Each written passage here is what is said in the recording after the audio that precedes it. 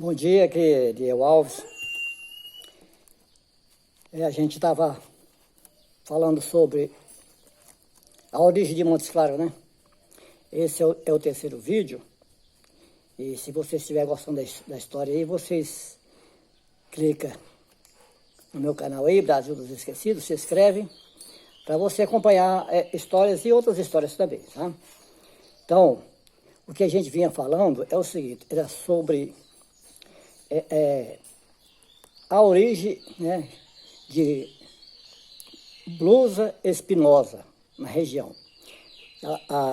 Alguns historiadores estão colocando lá como Blusa Navarro. Na verdade, não é Blusa Navarro. Francisco Blusa Espinosa e Navarro era o padre que estava com ele, que veio, um padre alemão que veio na expedição junto com ele. O padre chamava Padre Aspicueta Navarro, o padre. Então, quando eles vieram de lá, no período de Martim Afonso de Souza, 1553, que eles passaram pelo rio, o rio Jequitinhonha, saíram em Salinas, eles desceram na região do Rio Pardo foi para Espinosa chama Lençóis, e depois desceram a foz do Rio Verde, no São Francisco, depois voltaram, subiram para seguir no curso do Rio Verde Grande. Aí chegaram na região de Montes Claros. Tudo bem, até aí tudo bem, mas aqui fala de um período de 1768, não tem nada a ver. Blusa Espinosa passou na região de Montes Claros, só passou, não fez nada, mapeou, levou os dados tudo para a coroa, levou tudo. Na região ele mapeou tudo, né? Ele simplesmente passou de Montes Claros em 1554 para 55. Entendeu? 1554 para 55. Foi o final da expedição dele. De lá, ele voltou para Espinosa e voltou seguiu para Bahia. Ou de Montes Claros mesmo, eles cortaram direto do rumo da Serra Geral e saíram em Salinas. E foram embora. Entendeu? Não tem nada a ver. Esse aí com Montes Claros, a origem de Montes Claros com Espinosa. Passou lá. Tudo bem, ele mapeou a região tudo. Era uma região fértil bastante. Mas quem estavam lá? Quem estavam lá nessa época? Primeiro, que eu quero falar para vocês. Os índios anais, né?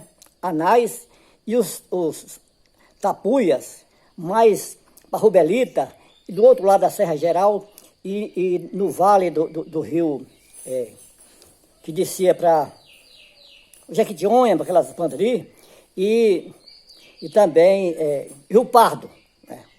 Esses tapuias ficavam mais para lá, os anais mais para a região de Montes Claros, né? E tinha outros índios também, né?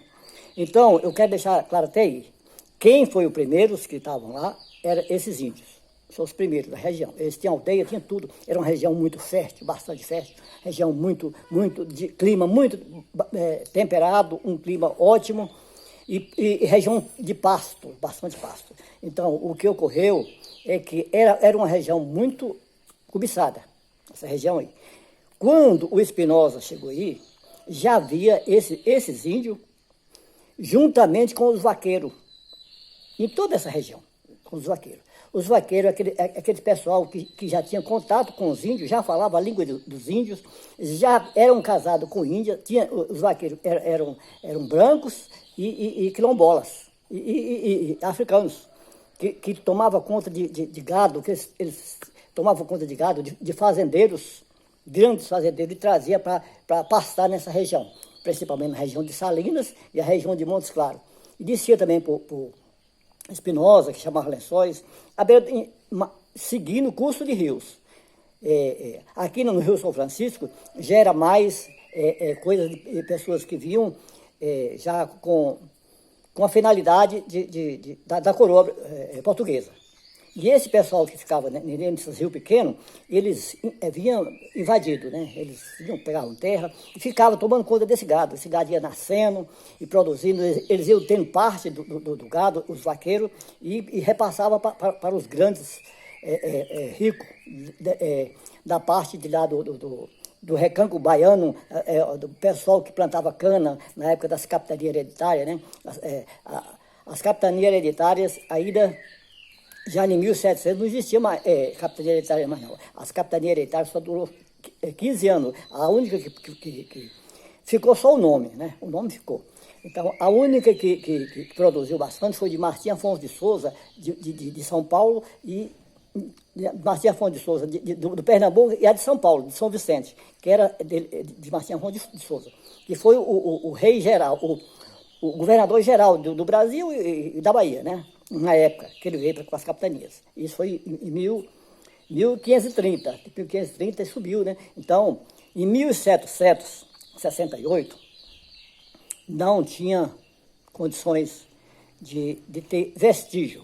Agora, o vestígio veio assim, com o Matias Cardoso. Está lá na passada que eu contei que o Matias Cardoso teve, pegando prática com o Fernando Dias Paz Lema, o caçador de esmeralda, o genro dele, Manuel Borba Gato, e o seu cunhado, que ele era casado com a irmã de Antônio Gonçalves Figueiredo.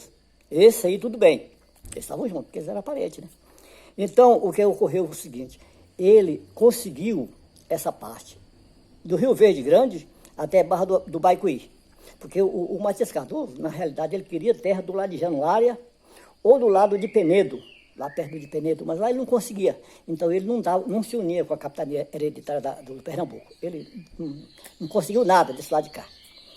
Então, quando aqui foi entregue pela capitania, que ficou de Carinhém para baixo, o Pernambuco, a capitania do Pernambuco, eles entregaram esse pedaço para cá, para a coroa, que veio o capitão Amaro, junto com o Matias Cardoso, em 1600, o Matias Cardoso veio em 1690, para Morrinho. Então, o que ocorreu foi o seguinte, quando estava tudo preparado, em 1674, que o Matias Cardoso já tinha rodado para cá, mas o Paz Lema tinha fundado já a estância de Subidouro, no Rio das Velhas, lá onde é Pedro Leopoldo, né? Então, ele resolveu pegar a coroa ele estava prático para pegar a coroa do pai dele, a bandeira do pai dele, que o pai dele já tinha morrido, então a bandeira passa de pai para filho. E ele pegou a bandeira e levou o cunhado, né? Junto, que tudo trabalhava junto com o Fernando Dias Paz Lema, né? E eles voltaram para São Paulo, mais ou menos em 1688, 1688, ele deixou, porque ele estava lutando para a Bahia e matando índio, e tudo, ele ficava só nessa vida, sabe? Então, ele abandonou isso aí e abandonou a bandeira de Fernando Dias e foi pegar do pai dele, porque ele já estava prático, né? Então, ele saiu de 1688, ou no final de 1687, e foi para São Paulo. Lá em São Paulo, ele foi direto na Bahia e seguiu de navio para a Bahia, foi lá, conversou, porque o vice-rei, na época, de 1698 a 1690, né, por aí, era parente deles, tinha padres, tinha tudo, tinha gente da família, sabe? Ele era muito importante. O pai dele já tinha sido bandeirante, ele recebeu a bandeira de volta, né, porque ele já estava prático, ele foi trabalhar com o Fernandinho para pegar prática. Ele pegou prática e foi pegar a bandeira dele. Porque o Matias Cardoso, ele tinha muito espírito assim de riqueza, sabe? Ele queria dominar tudo. Aí ele veio pegar, aí chegou lá na Bahia, aí foi repassado para ele todo esse mapeamento da região aqui, feito pelo Brusa Espinosa e o padre. Ele já sabia de Montes Claros. Ele já sabia da região de Montes Claros, porque estava tudo lá, anotado lá. quando o Blusa passou de 1554. Ele já sabia de Montes Claros, já sabia para onde que ele tinha que passar, sabia tudo.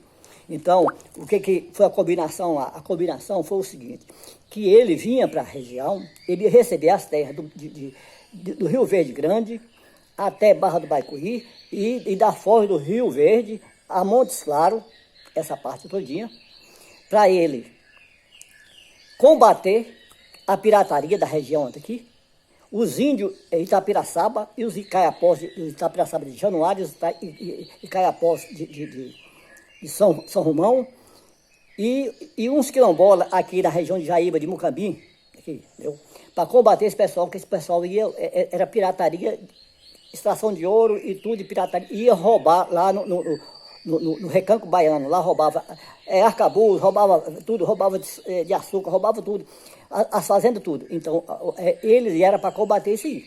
Então, ele ganhou essas terras. Então, quando o Matias Cardoso veio, ele já veio tudo assinado com a bandeira, a terra tudo em nome dele, né, a quantidade de terra, 70 léguas de terra, de Barra do Baicuí a Rio Verde Grande, 70 léguas de terra. E o cunhado dele, esse que ficou com a fazenda de Montes Claros, ele não tinha, da coroa, ele não tinha a parte, que está em nome de Matias Cardoso. Então, o que ocorreu? Ocorreu que eles vieram com 600 homens. Ele pode ter passado uma parte pode ter passado por um canto, outra pode ter passado por outro. Ele pode ter vindo pelo rio Paraíba do Sul, subido do rio Muriaé e chegado em Juiz de Fora, aí seguir direto para Diamantina, Montes Claros. Pode acontecer isso também, uma parte, né? E pode também ter passado pelo mesmo lugar que o Blusa Espinosa passou, o rio Jequitinhonha, até Diamantina, Montes Claros, uma parte, né? Mas tem a história que conta que o Matias Cardoso desceu. Então, se ele desceu, naquela época, em 1690, não tinha a estrada velha que sai de Paraty. Porque o Matias Cardoso não morava na capital de São Paulo, que São Paulo era pequeno. Ele morava no lugar mais desenvolvido que tinha, que era a Vila de São Vicente, construída pelo Martim Afonso de Souza, entendeu? Era o lugar mais desenvolvido que tinha naquela época. Então ele deve ter vindo de navio para o Rio de Janeiro, e o Rio de Janeiro ele subiu, né? Porque tinha uma estrada pequena, não era ainda a Estrada Velha de Paraty. A Estrada Velha de Paraty saiu em 1707. Né? Então, esse podia estar construído, já tem uma rota nessa aí, eles vieram, entendeu?